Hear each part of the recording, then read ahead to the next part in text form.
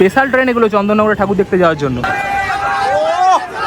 খুব সুন্দর ঠাকুরটা, পুরো প্যান্ডেল যেদিকে দেখাচ্ছে পুরো ঠিক ঠিক করছে মানুষের মাথার ভিড়। ঠাকুরের গায়ে এগুলো সোনার সব অরিজিনাল গয়না। সামনে একবার ভিড়টা দেখ, সবাই এই প্যান্ডেলটাকে ফ্রেম বন্দি করে রাখতে চাইছে। বিখ্যাত একটা জগদ্ধাত্রী পুজো সাক্ষাৎ মাঠ। এই ঠাকুরের গায়ে প্রচুর গয়না পড়ে আছে। এইগুলো হচ্ছে আসল চন্দননগরের লাইটিং।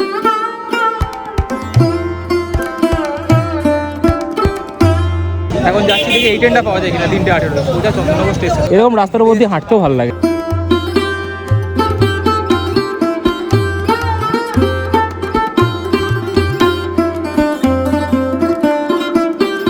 নভেম্বর মাসের 9 তারিখ, এখন ঘড়ির কাঁটায় সময় ঠিক রাত্রি 8টা। এখন আমি বেরোচ্ছি আমার বাড়ি শ্রীরামপুর থেকে চন্দননগরের উদ্দেশ্যে। আজকের দিনে এই সময় চন্দননগরে যাওয়ার পেছনে একটা মাত্রই উদ্দেশ্য থাকতে পারে, সেটা হচ্ছে চন্দননগরের জগদ্ধাত্রী ঠাকুরের দর্শন করা। আজকে জগদ্ধাত্রী পুজো সম্ভবত অষ্টমী, মহা অষ্টমী। আমি শ্রীরামপুরে আছি প্রায় গত 22 বছর ধরে, কিন্তু আমার সেই সৌভাগ্য হয়নি যে চন্দননগরের ঠাকুরের একবার দর্শন করবো। বাট আজকে ফাইনালি সেই শুভক্ষণ উপস্থিত, যেদিন আমি সত্যিই চন্দননগরের মায়ের দর্শন করার জন্য যাচ্ছি। চন্দননগরের আলোকসজ্জা দেখবো, চন্দননগরের প্যান্ডেল হপিং করবো, এবং অবশ্যই আমি শুনেছি চন্দননগরের 2তলা 3তলা বাড়ির সমান বড় বড় জগদ্ধাত্রী ঠাকুর হয়। সমস্ত কিছু চেষ্টা করবো এক্সপ্লোর করার, তোমাদের সামনে তুলে ধরার। যা কিছু দেখবো, যা কিছু শুনবো, যা কিছু আমার উপলব্ধি, সমস্ত কিছু তোমাদের সাথে ভাগ করে নেবো। এখন বেরোবো সোজা শ্রীরামপুর স্টেশনে, সেখান থেকে ট্রেন ধরবো, ট্রেন ধরে সোজা যাচ্ছি মানকুণ্ডু রেলওয়ে স্টেশনে, সেখান থেকে হাঁটতে হাঁটতে চন্দননগর হয়ে আবার ব্যাক করবো। এই হচ্ছে প্ল্যান। এখন ঘড়ির কাঁটায় সময় হচ্ছে ঠিক 8:50। এই আমাদের ট্রেন আসছে এখন। স্পেশাল ট্রেন এগুলো চন্দননগরে ঠাকুর দেখতে যাওয়ার জন্য। ট্রেন মোটামুটি ফাঁকা আছে। আমি প্রচুর ভিড় হয় ভেবেছিলাম, বাট অতটাও ভিড় হয়নি। ট্রেন মোটামুটি ফাঁকা, ওঠা যাবে। 8:55 শ্রীরামপুর ছেড়ে ট্রেন রওনা দিল চন্দননগরের উদ্দেশ্যে। ট্রেনে ভিড় ছিল বেশ খানিকটা কম, যতটা আমি এক্সপেক্ট করেছিলাম তার থেকে তো অবশ্যই অনেকটাই কম। বসার জায়গা পাইনি, কিন্তু দাঁড়িয়ে কোনো রকম অসুবিধা হচ্ছিল না। শ্রীরামপুর ছাড়ার পরে ধীরে ধীরে শেওড়াফুলি, বৈদ্যবাটি এবং ভদ্রেশ্বর থেকে বেশ কিছু মানুষজন ট্রেনে উঠলেন চন্দননগরের উদ্দেশ্যে। কিন্তু ভিড় সম্পর্কে আমার এই ধারণার জবনিকা পতন হলো বেশ কিছুক্ষণের মধ্যেই, যখন ট্রেন ঢুকলো মানকুণ্ডু রেলওয়ে স্টেশনে। এতক্ষণ ট্রেনের মধ্যে যে ঠেলাঠেলি বা গুতোগুতি একেবারেই অনুভব করতে পারছিলাম না, তা এবার হাড়ে হাড়ে টের পাচ্ছিলাম।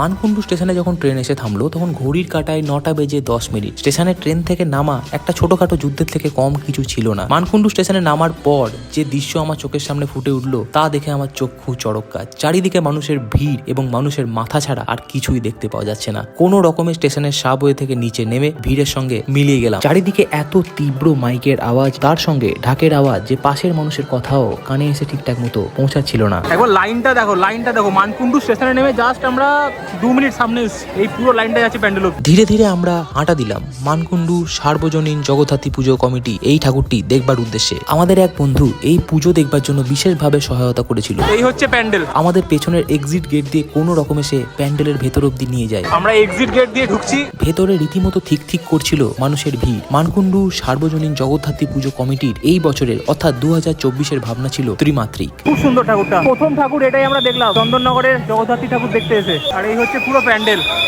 ডেকোরেশন। এরপর চন্দননগরের বিখ্যাত আলোকসজ্জা দেখতে দেখতে ভিড়ের মধ্য দিয়েই ধীরে ধীরে অগ্রসর হলাম আজকে আমাদের পুজো পরিক্রমার দ্বিতীয় ডেস্টিনেশন, যা ছিল ঐতিহাসিক শহর ভদ্রেশ্বর। এখানে থিমের চাকচিক্য সেরকম ভাবে দেখতে না পাওয়া গেলেও প্রতিমার মুখটি দেখলে সত্যি মন ভরে যায়। এই মণ্ডপের ভেতরেও যে ভিড়ের দাপট নেহাত কম ছিল না, তা তোমরা এই ভিডিও থেকেই পরিষ্কার ভাবে বুঝতে পারছো। চন্দননগরের জগদ্ধাত্রী ঠাকুর দেখতে এসে দ্বিতীয় ঠাকুর এটা। প্রতিমার মুখ খুবই সুন্দর। গাইস, মানকুণ্ডু লেভেলের মধ্যে দুটো ঠাকুর দেখা কমপ্লিট হয়ে গেছে। আমরা এখন যাচ্ছি নতুন পাড়ার ঠাকুর দেখতে। যেদিকে দেখাচ্ছে পুরো ঠিক ঠিক করছে মানুষের মাথার ভিড়। কলকাতায় দুর্গাপুজোর যে ভিড় হয়, চন্দননগরে জগদ্ধাত্রী পুজোতে সেম ভিড়, হিউজ ভিড়, হিউজ, পুরো ঠিক ঠিক করছে মানুষ। আমরা একটা উঁচু জায়গার উপর দিয়ে পাস করছি, সামনে একবার ভিড়টা দেখো। দূর দূর অব্দি শুধু মানুষের কালো কালো মাথা, আর কিচ্ছু দেখতে পাওয়া যাচ্ছে না। আমাদের এর পরের গন্তব্য ছিল নতুন পাড়া। এই হচ্ছে নতুন পাড়া। ফাইনালি আমরা ঢুকতে পেরেছি। এই হচ্ছে পুরো এখানকার মণ্ডপ সজ্জা। নতুন পাড়ার প্রতিমা এবং মণ্ডপ দর্শন করার জন্য বেশ খানিকক্ষণ লাইনে দাঁড়াতেও হয়েছিল আমাদের, কিন্তু ফাইনালি যখন আমরা মণ্ডপ দর্শন করার সুযোগ পাই, তখন মুগ্ধ হওয়া ছাড়া আর কোনো উপায় ছিল না আমাদের। মূলত বাংলার কৃষক সমাজ এবং তাদের জীবনযাত্রা সমস্ত কিছু তুলে ধরার চেষ্টা করা হয়েছে এই মণ্ডপ সজ্জার মাধ্যমে। ভেতরটা খুব সুন্দর, এই ভেতরটা এরকম ঠিক দেখতে মনে হচ্ছে আমরা একটা গুহার মধ্যে দিয়ে যাচ্ছি। ধীরে ধীরে আমরা প্রবেশ করলাম মণ্ডপের একদম কেন্দ্রবিন্দুতে এবং প্রতিমার একদম সামনে। পুরো মণ্ডপটি সাজানো হয়েছে কৃষকদের ব্যবহৃত সামগ্রী দিয়ে, আর তার সঙ্গে অবশ্যই আছে মণ্ডপের অভূতপূর্ব আলোকসজ্জা। চন্দননগর কেন আলোকসজ্জার জন্য এতটা বিখ্যাত তাই প্রথমবার আরো ভালোভাবে বুঝতে পারলাম। মণ্ডপের বিভিন্ন কোণায় ছড়িয়ে ছিল অসম্ভব সুন্দর সব শিল্পকর্ম, যা ভালোভাবে পর্যবেক্ষণ করতে হলে অন্ততপক্ষে ঘন্টাখানেক সময়ের প্রয়োজন। কিন্তু অষ্টমীর এই জগদ্ধাত্রী পুজোর রাতে চরম ভিড়ের দাপটে যা নিতান্তই অসম্ভব বলে মনে হচ্ছিল। এটা কিন্তু সেরা করেছে, পুরো অরিজিনাল ঘুটে লাগিয়ে দিয়েছে। অরিজিনালই তো নাকি? একদম অরিজিনাল ঘুটে, অরিজিনাল ঘুটে। প্রতিমাকে দর্শন করার জন্য মণ্ডপের ভেতর তখন রীতিমতো লাইনের সৃষ্টি হয়ে গেছে। অগুন্তি মানুষের গুঁতো আর কুনুয়ের চাপ খেতে খেতে এই অসম্ভব সুন্দর মণ্ডপ দুচোখ ভরে উপভোগ করতে করতে ধীরে ধীরে এগিয়ে চললাম প্রতিমা দর্শন করার উদ্দেশ্যে। মাঝে মাঝেই চোখ ওপরে উঠে যাচ্ছিল এই অসম্ভব সুন্দর আলোকসজ্জাকে লেন্সবন্দি করার জন্য।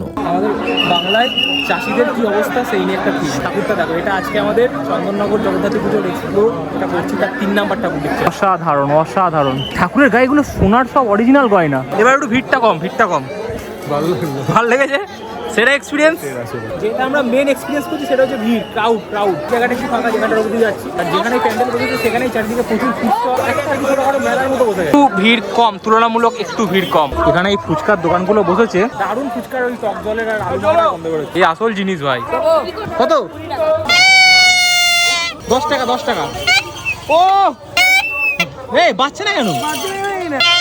এই তো বাচ্চা, জোরে জোরে ফুটি দেবে। রাস্তা দিয়ে হাঁটতে হাঁটতে হঠাৎই চোখে পড়লো নিয়োগী বাগান বালক সংঘে প্যান্ডেলটি, যাদের 2024 সালের পরিকল্পনা ছিল সংঘহীনার দল। এই হচ্ছে নিয়োগী বাগানের প্যান্ডেল। ভিড়টা একবার দেখো, ভিড়টা একবার দেখো। আর সবার হাতে মোবাইল, সবাই এই প্যান্ডেলটাকে ফ্রেম বন্দি করে রাখতে চাইছে। অ্যাম্বাসেডর, তার উপরে একটা স্কুটার, তার উপরে মনে হচ্ছে একটা বাইক রাখা রয়েছে। পুরো প্যান্ডেলটি ছিল নীলাভ আলোয় মোড়া এবং মূলত বাইক, মোটরগাড়ি এবং সাইকেলের বিভিন্ন যন্ত্রাংশ এবং স্ক্র্যাপ পার্টস দিয়ে গড়ে তোলা হয়েছিল মণ্ডপ সজ্জা, এবং তার সঙ্গে অবশ্যই ছিল রকমারি আলোর চোখ ধাঁধানো রোশনাই। এগুলো ডলফিনের মতো দেখতে লাগছে, বাট এগুলো অ্যাকচুয়ালি কিন্তু বাইকের মাঠগার্ড। এই অ্যাম্বাসেডরটা মাঝে মাঝে হেডলাইটটা জ্বলছে, সেটা লাগছে। পুরো চারিদিকটা একটা নীলচে আলোয় ঢেকে আছে, ব্লু লাইট চারিদিকে। এইগুলো হচ্ছে সাইকেলের চেন গার্ড। চন্দননগরে যতগুলি মণ্ডপ সজ্জা আমি দেখেছিলাম তার মধ্যে সব থেকে বেশি ইউনিক লেগেছিল আমার এই মণ্ডপ সজ্জাটি। শিল্পীকে অবশ্যই কুর্নিশ জানায় এত সুন্দর একটি ভাবনার জন্য।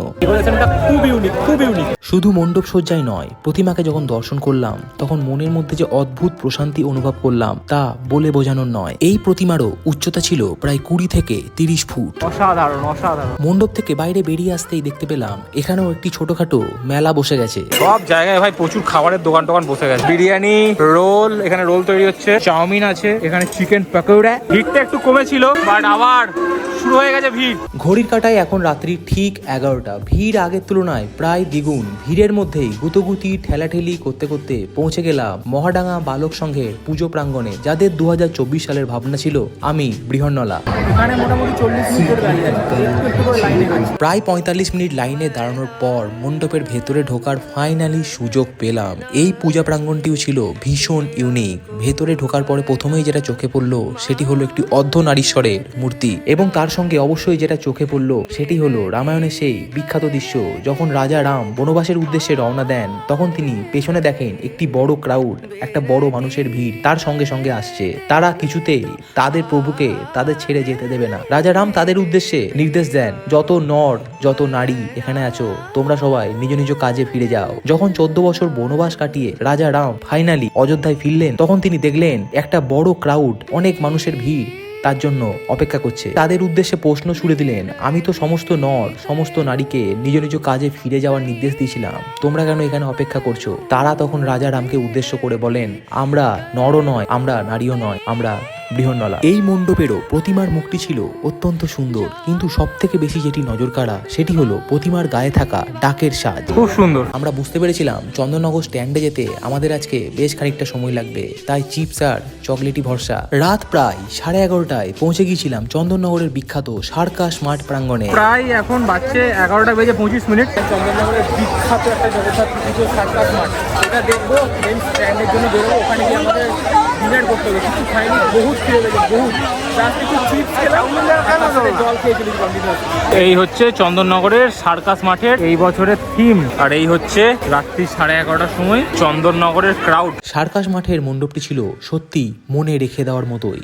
এত সুন্দর শিল্পকর্ম এবং প্রত্যেক কোণায় এত নিখুঁত এবং প্রাণবন্ত হাতের কাজ, তা কখনোই সহজে বলবার নয়। তার সঙ্গে অবশ্যই ছিল মণ্ডপের অত্যন্ত সুন্দর আলোকসজ্জাও। এই সার্কাস মাঠ প্রাঙ্গণের মণ্ডপে প্রবেশ করার জন্য বেশ খানিকটা ভিড়ের সাথে লড়াইও করতে হলো আমাদের। বেশ বুঝতে পারছিলাম রাত যত বাড়ছে তার সঙ্গে পাল্লা দিয়ে বাড়ছে মানুষের ভিড়, মানুষের কোলাহল, মানুষের উন্মাদনা। মণ্ডপের ভেতরে প্রবেশ করার পর মণ্ডপের আলোকসজ্জা এবং প্রতিমার মুখটি দেখলে সত্যি চোখ ধাঁধিয়ে যায়। এখানেও প্রতিমার গায়ে ছিল অত্যন্ত সুন্দর ডাকের সাজ, তার সঙ্গে প্রচুর গয়নাও মাকে পরে থাকতে দেখলাম। এই হচ্ছে ভিড়ের অবস্থা। রাত্রি প্রায় 12টার সময় সার্কাস মাঠের চিত্রটা ছিল পুরোপুরি অন্যরকম। চারিদিকে যেন উৎসব মুখর পরিবেশ। লক্ষ্য করে দেখলাম বিভিন্ন রকম অ্যাক্টিভিটি করার বন্দোবস্ত সার্কাস মাঠে পর্যাপ্ত পরিমাণে রয়েছে। আমার সামনে তোমরা যাকে দেখতে পাচ্ছ, আমরা তখন মন দিয়ে তাকেই খেয়াল করছিলাম কখন সেই ছেলে ব্যালেন্স হারিয়ে ষাঁড়ের পিঠ থেকে মাটিতে পড়ে। মকটেল থেকে মেরি গো রাউন্ড, তন্দুরি চা থেকে জিলিপি, পাঁপড়, বাদাম ভাজা, কোনো কিছুরই অভাব ছিল না সার্কাস মাঠে। এবার আমাদের লক্ষ্য ছিল ভিড়ের মধ্যে আবার মিলিয়ে যাওয়া এবং উদ্দেশ্য ছিল তেমাথার রানীমাকে দর্শন করা। জ্যোতির মোড় ক্রস করে আমরা তেমাথার দিকে অগ্রসর হলাম, কিন্তু সত্যি কথা বলছি, যে ভিড়ের সম্মুখীন আমরা হয়েছিলাম, আমার জীবনকালে এই রকম ভিড়ের সম্মুখীন আমি আর কোনোদিন হয়নি। জ্যোতির মোড় থেকে তেমাথা পৌঁছাতে আমাদের সময় লেগেছিল প্রায় 1 ঘন্টারও বেশি। আমার সামনে যে মাতৃ প্রতিমা তোমরা এখন দর্শন করছো, তিনিই চন্দননগরের বিখ্যাত রানীমা। তবে রানীমাকে দর্শন করার সুযোগ খুব ভালোভাবে মোটেই পাইনি। সমানে পেছন থেকে আসছিল ভিড়ের প্রচন্ড গুঁতো। রানীমাকে দর্শন করে দুপা হাঁটতে না হাঁটতেই সামনে দেখা পেয়ে গেলাম অত্যন্ত সুন্দর আরেকটি মণ্ডপ সজ্জার, যেখানে আমাদের ভারতের স্বাধীনতা সংগ্রামীদের অত্যন্ত সুন্দরভাবে সম্মান জানানো হয়েছে তাদের মণ্ডপ সজ্জার মাধ্যমে। মণ্ডপটি খুব একটা বড় না হলেও তাদের সমগ্র পরিকল্পনাকে অবশ্যই একটি সেলাম জানাতেই হয়। এইগুলো হচ্ছে আসল চন্দননগরের লাইটিং। এরকম বেশ কয়েকটি আলোয় মোড়া গাড়ি পরপর দাঁড়িয়ে থাকতে দেখলাম। সমস্ত গাড়ি বিসর্জনের দিন মাকে নিয়ে শোভাযাত্রায় বেরোবে চন্দননগরের রাস্তায়। হাঁটতে হাঁটতে পৌঁছে গেছিলাম চন্দননগরের আরেকটি বিখ্যাত পুজো প্রাঙ্গণে, যার নাম দৈবকপাড়া। অসম্ভব সুন্দর এই পুজো প্রাঙ্গণটিও চারিদিকে ছড়িয়ে ছিটিয়ে আছে শিল্পীর হাতের অসাধারণ সুন্দর সমস্ত শিল্পকর্মের নিদর্শন। তার সঙ্গে অবশ্যই ছিল অত্যন্ত মায়ায় ভরা প্রতিমার মুখ। মণ্ডপের ভেতর তখন রীতিমতো মানুষের ঢল নেমেছে। প্রত্যেকেই চাইছে প্রতিমাকে লেন্সবন্দি করার জন্য। অনেকের ফোনের ওয়ালপেপারেই হয়তো এই প্রতিমার ছবি থেকে যাবে চিরকাল। প্রতিমার সামনে দাঁড়িয়ে থাকতে থাকতে হঠাৎই মনে হলো পেটের মধ্যে তো ছুঁচো ডন মারছে এবং তার সঙ্গে পায়ে হচ্ছে অসম্ভব যন্ত্রণা। কোথাও একটু বসতেই হবে এবং তার সঙ্গে পেটে কিছু দানা পানিও দিতে হবে। কোনো রকম একটি জায়গা খুঁজে সবাই মিলে ঢুকে পড়লাম সেখানে। অর্ডার করলাম এগ রোল, তার সাথে এগ চাউমিন। কেমন খেতে ছিল সেই খাবারগুলি তা সম্পর্কে আর নাইবা বললাম। পুজোর সময় কেমন খাবার হতে পারে সে সম্পর্কে স্পষ্ট ধারণা তোমাদের মধ্যে সকলেরই আছে। যদিও খেতে খুব একটা খারাপ আমাদের কারোরই লাগেনি। খিদের পেটে যাই খাচ্ছিলাম তাই তখন মনে হচ্ছিল অমৃতের সমান। খাওয়া দাওয়া করার পরে এবার যেন চলতে আরো কষ্ট হচ্ছিল।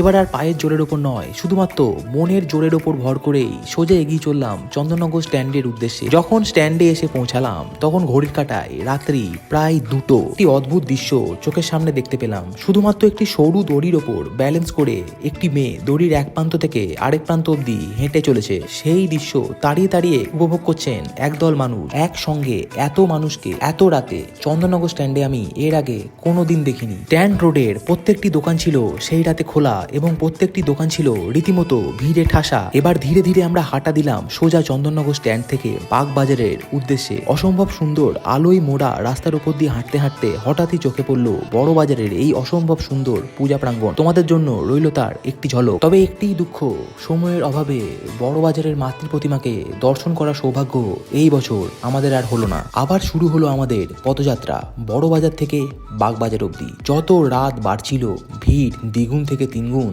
তিনগুণ থেকে 4 গুণ হচ্ছিল। বাগবাজারের প্রতিমার সামনে যখন আমরা এসে দাঁড়ালাম তখন ঘড়ির কাঁটায় রাত্রি প্রায় 2:30। বাগবাজারের মাকে দর্শন করে এবার সোজা হাঁটা দিলাম চন্দননগর রেলওয়ে স্টেশনের উদ্দেশ্যে। দেখা যাক কোন ট্রেন পাওয়া যায়, কোন ট্রেন ধরে ফাইনালি আমরা বাড়ি ফিরতে পারি। ঘড়ির কাটায় পুরো 2:54 এখনো অব্দি রাস্তায় ঠিক করছে, ভিড় ঠিক করছে। আমরা চন্দননগর স্টেশনের দিকে এবার হাঁটা দিয়েছি। 3:18 সময় ট্রেন আছে, দেখি ওটা পাওয়া যায় কিনা। 2:20 একটা ট্রেন ছিল, Mokama Howrah express passenger train, but ওটা পাওয়া যায়নি। আমাদের খেতে এত লেট হয়ে গেল, তারপরে খেয়ে উঠে পুরো ল্যান্ড লেগে গেছিলো, যেরকম হয় খেয়ে উঠে তারপরে সঙ্গে সঙ্গে হাঁটাটা একটু মুশকিল হয়। এখন যাচ্ছি দেখি এই ট্রেনটা পাওয়া যায় কিনা 3:18 সোজা চন্দননগর স্টেশন। তবে এই সামনে লাইটিং, চন্দননগরের আসল লাইটিং ভাই, এ ক্লাস লাইটিং, এ ক্লাস। সামনের লাইটিংটা একবার দেখাচ্ছি, দেখো পুরো রাস্তাটাই সুন্দর, একদম লাইটিং এ মোড়া, একদম সোজা যতদূর দেখতে পাওয়া যাচ্ছে। অসাধারণ লাইটিং, চন্দননগরের ফেমাস লাইটিং। এরকম রাস্তার উপর দিয়ে হাঁটতেও ভালো লাগে, পুরো রাস্তাটা আলোই মুড়ে আছে। স্টেশনের পথে হাঁটতে হাঁটতে হঠাৎই চোখে পড়েছিল বিদ্যালঙ্কার মোড়ের এই সুন্দর মাতৃ প্রতিমা। এই বছরের মতো চন্দননগরে দেখা এটিই ছিল আমাদের শেষ মাতৃ প্রতিমা। মিনিট 40 হাঁটার পরে আমরা পৌঁছেছিলাম চন্দননগর রেলওয়ে স্টেশনে। ঘড়ির কাঁটায় তখন ভোর 4টে। স্টেশনে পৌঁছেই বুঝতে পারলাম ট্রেনে ওঠা মোটেই সহজ কাজ হবে না। ভয়ঙ্কর ভিড়ের চাপে ভোর 4টের ব্যান্ডেল লোকালে কোনোভাবেই উঠতে পারলাম না। অপেক্ষা করতে লাগলাম ভোর 4:30 বর্ধমান হাওড়া লোকালের জন্য। ট্রেন যখন ফাইনালি চন্দননগর রেলওয়ে স্টেশনে এলো তখন ঘড়ির কাঁটায় 4:40। কোনো রকমে সামান্য একটু জায়গা ভেন্ডারে দখল করে নিতে পারলাম। ঘড়ির কাঁটায় সময় অলমোস্ট 5টা, জাস্ট শ্রীরামপুরে নামলাম। 4:01 ট্রেন ছিল চন্দননগর থেকে, ওটা মিস করে গেছি। এত ভিড় ছিল উঠতেই পারিনি। 4:31 ট্রেনটা ধরে এলাম, বর্ধমান হাওড়া যেটা ছিল লোকাল সেটা ধরে এলাম। এবার সোজা বাড়ির দিকে হাঁটা মারছি। যা এক্সপিরিয়েন্স হলো চন্দননগরে, অ্যামেজিং এক্সপিরিয়েন্স। হিউজ ক্রাউড, এত ক্রাউড আমি এক্সপেক্টই করতে পারিনি। এই হচ্ছে আমাদের শ্রীরামপুর রেলওয়ে স্টেশন, সকালবেলার ভিউ। যেমনটা তোমরা দেখলে চন্দননগর থেকে বাড়ি ফিরে এসেছি ভোর 5টায়। তারপরে জাস্ট বিছানায় পড়েছি আর ঘুমিয়েছি, এত টায়ার্ড ছিলাম। তার সঙ্গে কোমরে আর পায়ে অসম্ভব যন্ত্রণা। মানে অ্যাকচুয়াল কেসটা কি হয়েছিল তোমাদের একটু বলি। এত ভিড় ছিল, এত ক্রাউড ছিল, 10 মিনিটে জাস্ট 2 পা করে সামনে এগোচ্ছি। সেই জন্য 5 থেকে 6 ঘন্টা সোজা দাঁড়িয়ে থাকা, তার জন্য এই কোমরে আর পায়ে যন্ত্রণাটা হচ্ছে। বাট আমি একটু ভলিনি স্প্রে করলাম, আমার মনে হয় কিছুক্ষণের মধ্যে একটু রিলিফ পাবো। সকালে উঠে যেটা আমার প্রথম মাথায় স্ট্রাইক করলো যে তোমাদের থেকে তো ফিডব্যাকটাই না হয়নি যে কেমন লাগলো তোমাদের আজকের এই পুজো পরিক্রমা। তোমাদের কি ভালো লেগেছে? যদি ভালো লেগে থাকে তাহলে ডেফিনেটলি একটা লাইক করে এক্ষুনি জানিয়ে দাও, এক্ষুনি। এবং যদি ভালো না লেগে থাকে তাহলে অবভিয়াসলি একটা ডিসলাইকের অপশন আছে, সেটাও করতে পারো। অবশ্যই কমেন্ট করে জানাও কোন মণ্ডপটা বা কোন প্রতিমাটা তোমাদের সব থেকে বেশি মন কাড়লো। আরেকটা জিনিস তোমাদের কমেন্ট করতে বলবো, আজকের এই পুজো পরিক্রমায় কতগুলো ঠাকুর আমি দর্শন করলাম, মিলিয়ে দেখবো যে তোমাদের কাউন্টের সাথে আমার কাউন্ট মিলছে কিনা। ভিডিওটাকে শেয়ার করতে ভুলে যাও না। ভিডিওটাকে মা বাবা, আত্মীয় পরিজন, বন্ধু বান্ধব সবার সাথে শেয়ার করো, একদম ছড়িয়ে দাও ভিডিওটা। Spread some love and most importantly চ্যানেলটাকে সাবস্ক্রাইব করতে হবে। সাবস্ক্রাইব বাটনের পাশে যে বেল বাটনটা আছে সেটা অবশ্যই প্রেস করতে হবে। তাতে কি হবে, যখনই কোনো নতুন ভিডিও তোমাদের জন্য আপলোড করবো সবার প্রথমে নোটিফিকেশন ডিরেক্টলি একদম তোমাদের কাছে চলে যাবে। দেখা হচ্ছে আবার একটা এক্সাইটিং ব্লগে, ধামাকাতার ব্লগে। ততক্ষণ অবধি খুব ভালো থেকো, stay happy, stay fit, stay cool and be unplanned always.